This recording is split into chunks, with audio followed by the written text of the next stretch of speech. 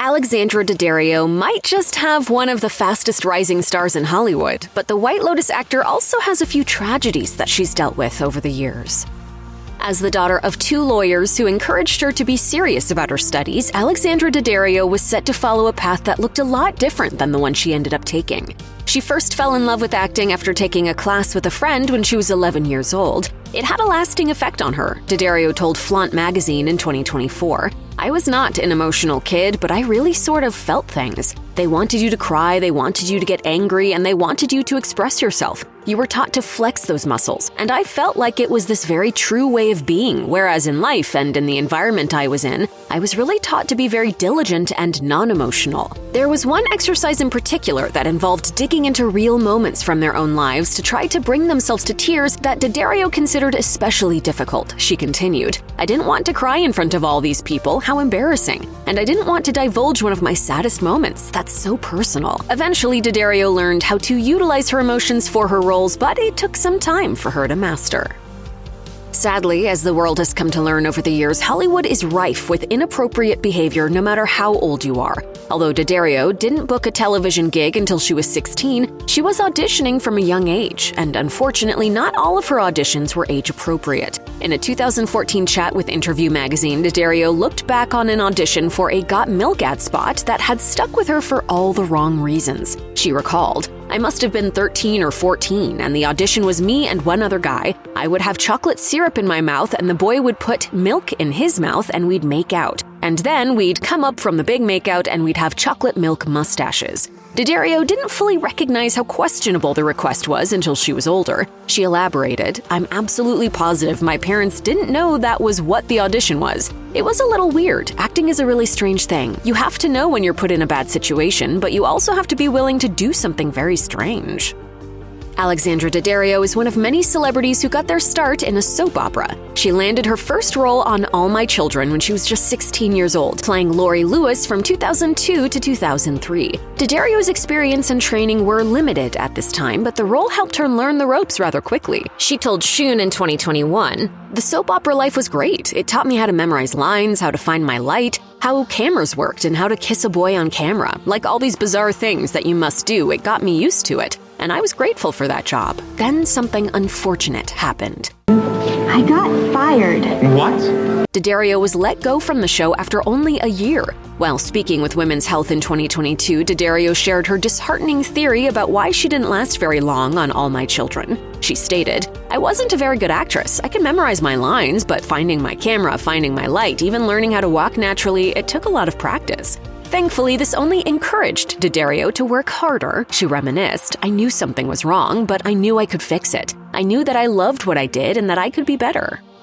After All My Children, Daddario expanded her horizons by diving into other genres, including horror. She nabbed a part in 2007's The Attic and followed that up with a lead role in 2010's Bereavement. After that, she was invited to star in 2013's Texas Chainsaw 3D. While one might assume that a new movie in the famously freaky Texas Chainsaw Massacre franchise would garner some love, the seventh installment was universally panned. More importantly, making the movie was anything but easy on its leading lady. Talking to Interview magazine, Daddario spoke about the taxing experience that was shooting this particular film, saying, "It was the most intense level of emotion to get into, being chased by a guy with a chainsaw. You get home at the end of the day and you feel really depressed and strange and anxious because you've tricked your body, essentially, into feeling that way, sobbing hysterically and screaming and thinking about all these horrible things in order to get yourself to that place." Apparently, getting into the headspace of her character wasn't the only thing that took a toll. In a 2021 chat with Collider, Daddario hinted at unnamed behind-the-scenes problems that loomed over the whole production, admitting there were a lot of challenges on that project. "There's issues on everything, but these were more severe." While Daddario didn't go into detail about the challenges she faced, she emphasized that she at least learned a lot from her time on set. Do your thing, cuz. Daddario spent the better part of a dozen years booking roles by 2014, but she still hadn't made it big. Everything changed, however, when she landed a small part in Season 1 of True Detective as the mistress of Woody Harrelson's character, Marty Hart. The performance generated a lot of buzz, but not necessarily for the reasons she'd hoped. After she signed on, Daddario learned her character was supposed to do a nude scene. She explained her apprehension towards the assignment to Interview, saying, It was the first time I was nude for anything, so I was definitely unnerved by that, but I think any implied misogyny is a result of defining the characters. When asked about viewers' reactions to the scene, Daddario replied, "It's very flattering, but it's not something I try to think about too much. Nude scenes can often make or break a career, but luckily for the star, her decision to bear it all for the camera worked out," as Daddario told Collider. "I didn't know what to expect, and then of course that episode aired and my manager called and I'll never forget it. All of a sudden, everyone in town wanted to meet with me, and then I booked San Andreas, so no, I would have never expected that from that role. It was tactical, but not that tactical." While she's now happily married to Andrew Form, having tied the knot with the film producer in June 2022, Alexandra Daddario's love life used to be a bit of a mystery. She's often kept a low profile when it comes to dating, including when she was linked to her Percy Jackson co-star Logan Lerman. The two first worked together on the first installment of the franchise, and by 2014, they were reportedly engaged. Neither Daddario nor Lerman spoke publicly about their relationship, and it remained this way when they called things off in 2016. A little while after splitting quietly from Lerman, Daddario joked with People magazine about her lack of dating experience when she was younger, saying, "It feels really surreal. As a teenager, I could never really get guys, and I was pretty nerdy. Now I feel like I'm getting my revenge by being a Baywatch babe. I'm like, you could have had this, and now look at me." I definitely have strong feelings for you. Just haven't decided if they're positive or negative yet. Daddario explained that she was dating someone new without revealing who, adding, "I just want to date someone nice. Like everyone else, I want to be happy, so that's what I'm looking for."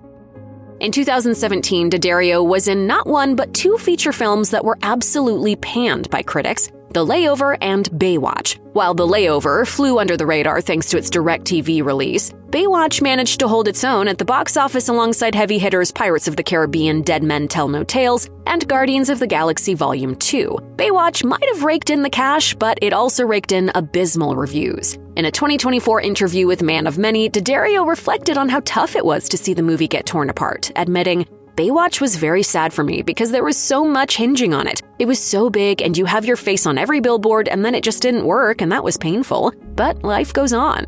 Daddario also touched on the ebbs and flows that come with an acting career, continuing, "There's been times in my career that I think my career is over. You do a string of bad movies, Hollywood is finicky. I've been in so many movies that have been so poorly reviewed and it hurts." Though Daddario's career cooled a bit around that time, she had to deal with being typecast as the hot girl more than ever. She told the New York Times, "Baywatch raised my profile and changed the kinds of jobs I was being offered, maybe not in a positive way." In 2021, Daddario joined the ensemble cast of The White Lotus Season 1 as Rachel Patton, a newlywed staying at the resort with her self-absorbed groom. Fans of The White Lotus know that over the course of the season, Rachel comes to terms with the often unfortunate reality of who she married and what her future looks like. Were you an asshole? No, I was actually trying to not be an asshole. But you failed? Daddario played the part exceptionally well, and it may have been because she related to her character for a sad reason. As she told Time in 2021, "I had experienced in my life on more than one occasion a huge pressure to be happy, and her reasons to be unhappy are completely legitimate. But on paper, she doesn't feel like she has a reason. I've definitely felt that before, where you bounce around trying to be happy for somebody else who really isn't listening to why you're really unhappy." In a 2022 chat with Forbes, Daddario once again touched on her connection to the role, saying, "Those feelings of confusion that Rachel has, the constant overthinking of, oh, everything is okay, this is somehow my fault, and I have to get out and I have to make the other person understand how I feel, only to realize you're up against a wall, those are very familiar to me and very painful." Stars of all stripes have long dealt with dangerously obsessed fans, and Alexandra Daddario is among them. According to a statement obtained by Radar, a February 2022 incident involving a stalker named David Keiko left her in a state of, quote, emotional distress. Keiko had been suffering from delusions about Daddario and drove from Colorado to her home with the intent to confront her. As Daddario recalled in her statement, "When I opened the front door, I observed the respondent standing immediately outside my doorway as if he was intending to enter my home. I did not recognize him. He did not say anything. He just stood there as I observed that he was physically shaking and trembling in a highly intense and nervous manner." Daddario shut the door, but Keiko stayed in her front yard. She soon called the police, who arrested the stalker after cops found a gun in his car. Still, he posted bond shortly after. When she learned of his release, Daddario left her house. She further wrote, "This incident has caused me significant fear and concern for the safety of myself, my partner, and others living in my home." Considering Alexandra Daddario's stunning good looks and immense success in Hollywood, it's hard to imagine that she'd ever think negatively about herself. During her 2014 conversation for Interview magazine, however, she revealed the truth about how she really feels, saying, "I'm a combination between extreme insecurity and extreme confidence." After further years in the industry, though, Daddario has also come to see that there is still beauty in being imperfect, as evidenced by her Instagram. I don't take myself too seriously, so sometimes I sort of put photos of myself looking a little, As Daddario told British Vogue in 2023, "I am drawn to things that feel beautiful, sophisticated, and powerful, but also to those moments of being a little bit of a mess because you can't always be perfect. There's a lot of pressure, especially for women, to be perfect all the time and to look perfect and have sort of this perfect life, but it's about embracing all the different parts of yourself."